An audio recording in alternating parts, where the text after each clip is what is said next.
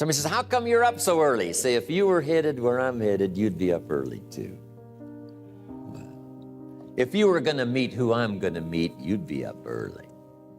If it was going to stack up for you like it's stacking up for me, you'd be getting up early. Time, key phrase. We all have a limited supply. My father had 93 years, but it seemed short. In his seemingly long life of 93 years, it was short because it just seems like if we only had more time. Old Testament gives us a view of some people who live to be 500, 600, 700, 800, 900 years old. If I have a chance to ask, I will ask, how come we got shortchanged? The key is time is precious. Now let me give you Bill Bailey's description of time. Life is not just the passing of time. Life is not just the passing of time. Life is a collection of experiences, their frequency,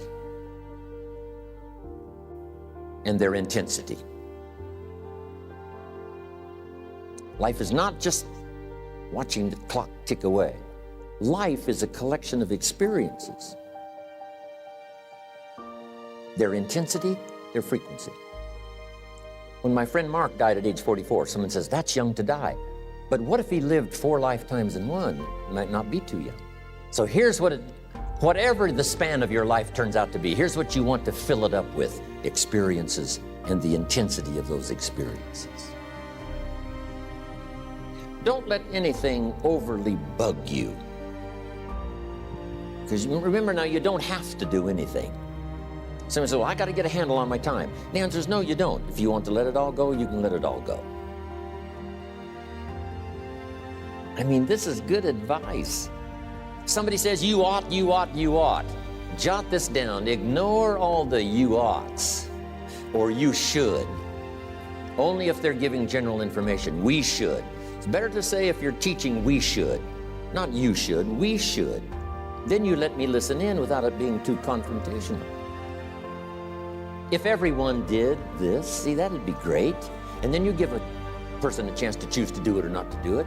But when you start the you ought, now see, if I don't, now see, we got some tension and maybe some problems.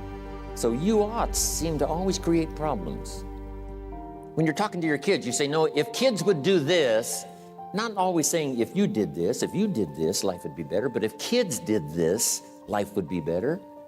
It's like making a little talk and letting them listen in. And then it's a little less confrontational. It gives us a choice.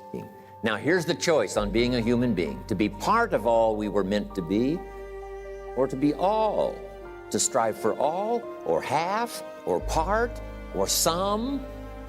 The choice is up to you to develop 1 skill or 10 skills.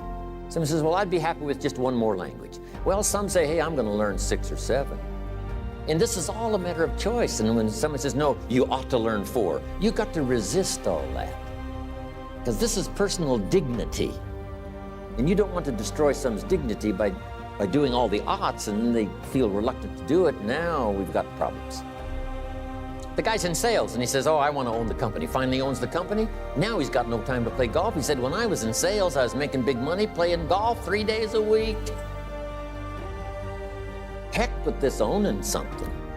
Heck with managing. My life was never my own after I started to manage. I'm going back to sales. See, this is the key. If you're getting too pressed, you might consider stepping down to something with a little easier time pressure. Little girl says to her mother, Daddy comes home, brings his briefcase and pats me on the head and says hello, disappears and works on his papers. How come my daddy doesn't play with me? And her mother said, look, your daddy loves you very much, but he's so busy at work, he can't get it all done, he has to bring it home. He loves you, but that's why he can't play with you.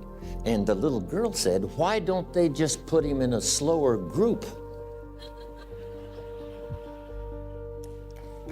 So, jot this down now. If you don't have time for your kids, you might consider joining a slower group. Remember when I said some things I went for cost me too much?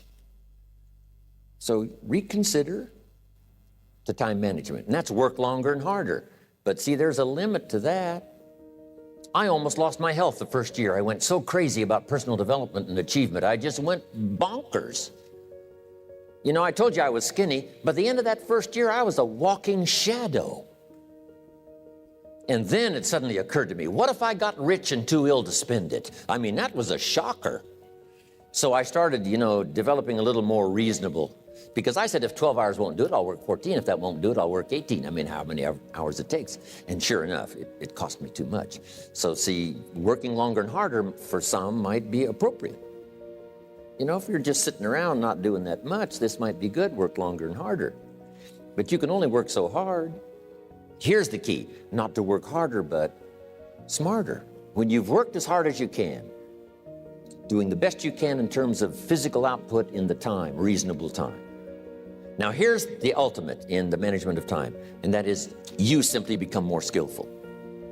Reasonable time is enough time to achieve all of your goals. Just jot that down. Reasonable time is enough time. I had to learn that. Reasonable time is enough time. Here's why. It's not the hours you put in, it's what you put in the hours. If you start depositing greater ideas into the hours you've got later than now, I'm telling you, later you can't believe the productivity that will flow. The ideas you can't think of now, a year from now, they'll start to flow. And when you deposit those ideas in the hours you've got, productivity multiplies by 2, 3, 5, 10.